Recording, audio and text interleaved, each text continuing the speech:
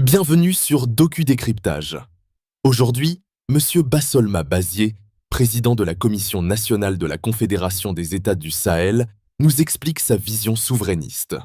Pendant la réunion de nos militaires, les gendarmes et autres, là, les étrangers qui venaient vous s'asseoir là, rentrez chez vous. On vous appelle des coopérants militaires ou bien c'est quoi là? D'ailleurs, même souvent, certains, c'est des va-nu-pieds qu'on ramasse là-bas, on vient s'asseoir ici, parce qu'il a le teint blanc, on croit qu'il est intelligent. Vous rentrez chez vous. Nos jeunes, nos frères, nos sœurs là, qui portent la tenue, ils sont intelligents. Ils peuvent tout régler. Mais avant de le faire, on informe votre patron, votre père, que nous, on va changer de partenaire. Ce qu'il avait dit aux anciens présidents, que c'est écrit, dit de façon secrète qu'il ne doit pas changer de partenaire là. Nous, on va changer. On est prêt à mourir pour ça.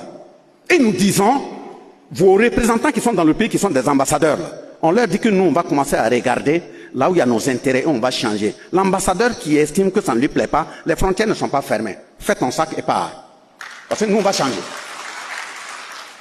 On ne va plus rester à commander des armes. Tu veux commander des armes? Oui, il faut informer la CEDEAO, il faut informer l'Union européenne. Si ça ne se bloque pas là-bas, il faut informer la France. Et quand la France estime que vraiment elle n'a pas intérêt, elle met son droit de veto en écrivant à là où vous avez commandé l'arme là, c'est pas la peine de livrer les armes. Vous partez dans les banques pour prendre un prêt, pour payer des armes, on dit non, eux ils ne donnent pas des prêts pour payer des armes létales, des objets létaux. Ah bon, c'est pas des moustiques qui meurent ici. D'abord on change de partenariat, on change les partenaires, et nous on regarde parmi les partenaires, quels sont ceux qui font les très bonnes armes. Puis on va aussi dans leur usine, on regarde et puis on commande. Et dans cette façon d'aller commander, on va même trouver que ceux qui nous avaient dit de ne même pas acheter ailleurs, là, déjà eux aussi se cachaient venir acheter pour aller mettre leur marque et puis nous revendre cher. On va s'asseoir, on se regarde. Vous êtes là, non? Nous aussi on est là. Par où on est venu, nous on ne sait pas. Donc il y a un combat sécuritaire à mener pour atteindre cette souveraineté sécuritaire. La souveraineté politique, c'est de ne plus continuer à faire comme avant. Depuis 1960 à nos jours là, quel type d'élection on n'a pas fait? Ça nous a donné quoi? On fait des élections, on donne de l'argent, des projets à gens. Ils vont, ils vendent le pays. Ils prennent un projet de 10 milliards pour venir construire une école. Ils fabriquent des papiers pour dire non, tout est correct. Ils enlèvent 4 milliards, il va écrire un compte chez eux là-bas, ils mettent dedans. Eux-mêmes, ils savent qu'il est voleur. Il ne fait rien, il a ramené 4 milliards. Si le partenariat est bon, pourquoi vous ne le ramenez pas? Pourquoi vous ne le dénoncez pas? Et puis on vit comme ça? Non. Il faut qu'on bataille pour avoir des très bonnes assises, une bonne constitution, dans laquelle, en principe, au fur et à mesure qu'on avance, il faudrait que celui qui est élu, ou bien qui est nommé à un poste de responsabilité là, tu viens, sur la terre de tes aïeux, tu prends l'engagement de ne pas trahir.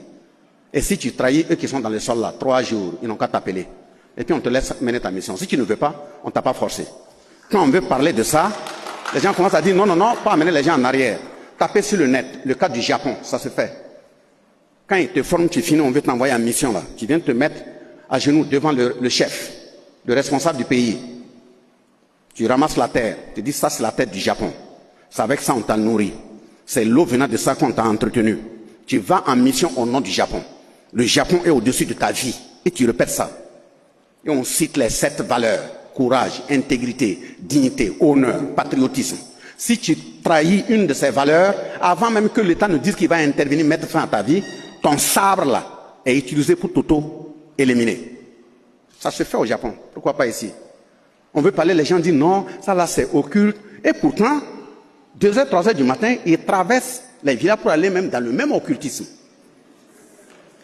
Bon, on prend une louche même qui a fait 15 ans, qui n'a jamais été lavée, on met dedans, il boit, il rote, et puis il revient à 5h du matin, oui, le verre est sale. On n'a qu'à se respecter dans ce pays-là. Il faut être correct. Mais ils disent aussi, ils ne veulent pas, et pourtant les mêmes qui se disent assez éclairés, mais s'ils vont, prenez même Tinkourou, si vous sortez là, allez-y dans un, ne vous faites pas fouetter, allez-y dans une auberge, ou bien dans un hôtel, vous leur demandez voir, est-ce qu'ils ont une chambre numéro 13? Il n'y en a pas. Pourquoi? Pourquoi quelqu'un, il se dit trop éclairé, ils ne vont pas demander dans un hôtel, moi, réservez-moi la chambre numéro 13. Ils n'y vont jamais. Prenez une échelle par terre, collez au mur, dites à un Anglais de passer en dessous. Il ne va jamais le faire. La pire insulte que tu puisses faire à un Chinois, c'est de lui dire, il y a le repas qui est posé, il y a des cuillères, il y a des fourchettes. S'il ne te répond pas, c'est parce qu'il sait maîtriser. Sinon, chez eux, c'est leur baguette. C'est culturel. Or, ils fabriquent des cuillères, ils fabriquent des fourchettes chez eux. Pourquoi nous, on est des souchés? Regardez à Tinkourou ici, dans le temps. L'heure de la nourriture, même si c'est une fois par semaine, toute la famille est convoquée. Ça permet de savoir qui est là, qui n'est pas là, qui a des soucis. C'est pas seulement pour le repas, on réunit les gens. Ça permet de contrôler, de s'entraider, qui a des difficultés. Parce que si on dit que tel jour à midi, tout le monde, toute la famille, quelle que soit ta richesse, vous devrez revenir manger ensemble. Prépare la nourriture, vous êtes assis autour du plat. Toutes les mains sont lavées. Le plus petit tient le plat. Les mains voyagent et puis elles reviennent. Quand ça sort, tout le monde est consolidé. La fraternité se renforce. La discipline aussi se renforce parce que même s'il y a un seul morceau qui est posé au milieu du plat, personne n'est fou d'aller toucher à ce morceau tant que le plus âgé n'a pas encore pris ça à partager à tout le monde. Vous mangez, hein, vous rongez, chacun regarde, mais on tourne autour du morceau. C'est pas de la discipline? C'est ça la discipline.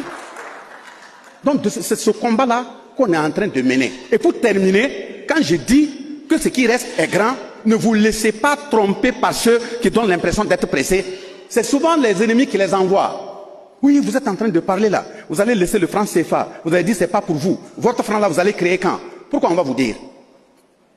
On a dit, c'est nous qui voulons faire notre monnaie. Et on ne sera plus lié à la monnaie coloniale. Le franc des colonies françaises d'Afrique. Tu prends un billet de 10 000 ici à Ouaga, tu descends à Libreville, ou bien en tout cas dans un pays de l'Afrique centrale, c'est pas possible, tu ne peux pas utiliser. Il faut traduire ça en un autre franc CFA. Et vous voulez que nous restent dans ça? Non. Les chefs d'État disent qu'ils sont en pleine réflexion. Mais quand tu regardes, ce n'est pas le fait qu'ils ne voient pas le franc CFA là qui fait les questions. Puis ils voient des armes qui rentrent, ils voient des véhicules qui rentrent, ils voient des motoculteurs qui rentrent, des centaines. Parce que si c'était en franc CFA, on va aller remettre et ils vont traduire dans leur franc, ils enlèvent ce qu'ils veulent et le reste là ils reversent. Mais comme ils ne voient rien passer chez eux, mais le matériel ne continue de venir, on ne va pas vous dire, même si c'est des herbes, on va couper pour aller acheter. Votre problème est où? Depuis quand on prend une route, on dit à l'ennemi, moi je m'en vais ici. On ne dit pas là où on part. On avance. L'essentiel c'est d'avoir confiance au chef d'État. Le deuxième élément de difficulté, c'est la question sanitaire. On est tous ici assis, ici, on avale des comprimés, on prend des vaccins. Qui sait de quoi c'est fait? Qui a fait ça? Faites-vous délivrer une ordonnance ici. Prenez l'avion. Allez en Europe. Allez-y dans une pharmacie. Aucun de ces produits ne sera trouvé. Donc qu'est-ce qu'ils nous envoient? C'est eux qui savent ce qu'ils mettent. Ça veut dire après la guerre physique avec les armes, ils peuvent décider de par les produits médicaux là, de nous détruire. On dit on nous fait des injections, on fait boire des trucs, comment dirais-je, des produits. Mais ça contient, qu'est-ce qui prouve qu'on n'a pas programmé notre mort dans 15 ans, 10 ans? Une certaine tranche d'âge. Qu'est-ce qui prouve qu'on n'est pas en train de programmer la jeunesse, les enfants à une stérilité avancée? Quand on va dans les écoles, on dit oui, il y a les Nord-Plan, il y a planification familiale. Même un enfant qui n'a pas encore même eu un enfant, vous lui placez des éléments, des injections, oui, que c'est pour contrôler la naissance. C'est quelle naissance? C'est pour détruire les Africains de façon programmée à une période. On ne doit pas l'accepter. Voilà pourquoi le chef de l'État a dit, on va retourner petit à petit, non seulement à faire la plantation des plantes médicinales, et puis aussi, il faut que techniquement, ceux qui étudient à l'extérieur, quand ils vont revenir, on commence à fabriquer nos propres produits. Et mieux, il faudrait que dans les hôpitaux, on associe maintenant nos parents qui sont très bien avancés dans le traitement médical au niveau traditionnel. Il faut les associer. Ce n'est pas des mécréants, ce n'est pas des gens qui ne connaissent rien. Parce que quand vous me dites, oui, on a envoyé un vaccin, moi je dois, ouais, il y a telle maladie là, c'est eux d'abord qui rentrent dans leur laboratoire. Ils fabriquent leurs microbes. Ils viennent, ils les essaient chez nous. Et puis maintenant, ils envoient un produit. Peut-être le produit même est plus dangereux que le microbe. Et on vient, on dit, oui, bon, si tu dois voyager, il faut qu'on t'injecte ça. Et puis ils prennent le nom d'un grand-père chez eux là-bas, ils mettent là-dessus. On amène des vaccins ici, oui, Johnson & Johnson, et Melinia, je ne sais même pas comment ça s'appelle. Peut-être Johnson même, vous croyez que quelqu'un qui était peut-être un vagabond, un criminel, qui est mort même en prison, on prend son nom, on met sur un vaccin. Toi, on vient t'injecter et tu veux être quelqu'un? Tu peux pas être quelqu'un. Donc, ce qui fait que quand on vient, on dit oui, on va t'injecter, et puis même, il te donne des conseils, oui, il faut prendre. Quand tu dois injecter ça là, pour que le médicament puisse correctement agir, bon, il faut pas manger ceci, et si tu veux manger, il faut manger à telle heure, tu dois faire 1 semaine, 2 semaines sans prendre l'alcool. Quand ils disent comme ça là, il faut bien noter, c'est ça qu'il faut aller prendre pour détruire leur dose. Détruire leur dose.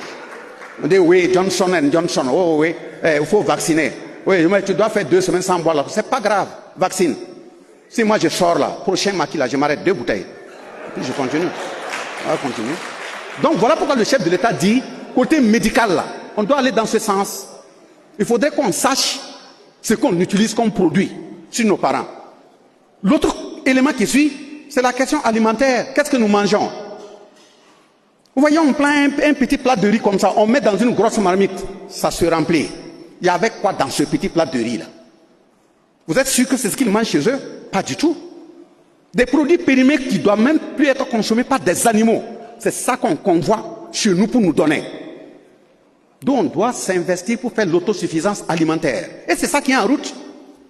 Comme le chef de l'État a fait rentrer des machines, des éléments agricoles en intense, et que depuis un certain nombre d'années, nous sommes en phase aussi avec nos ancêtres, les chefs ont versé quelques louchées d'eau.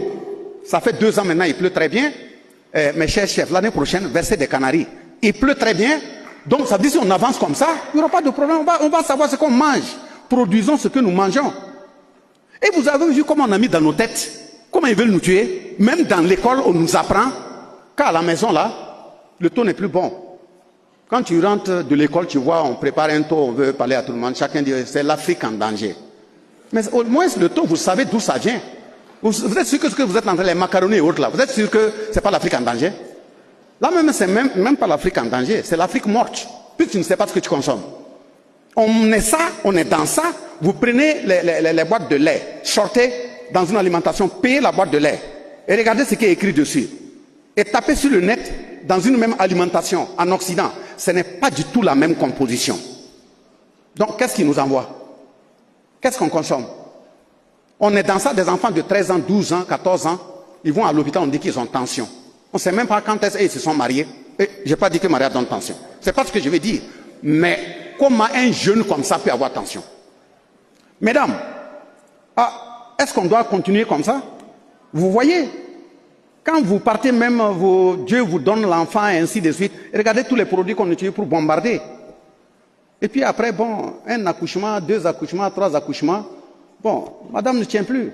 Mais regardez nos mamans. C'est le Sumbala, la potasse. Il fait même jusqu'à 10 enfants.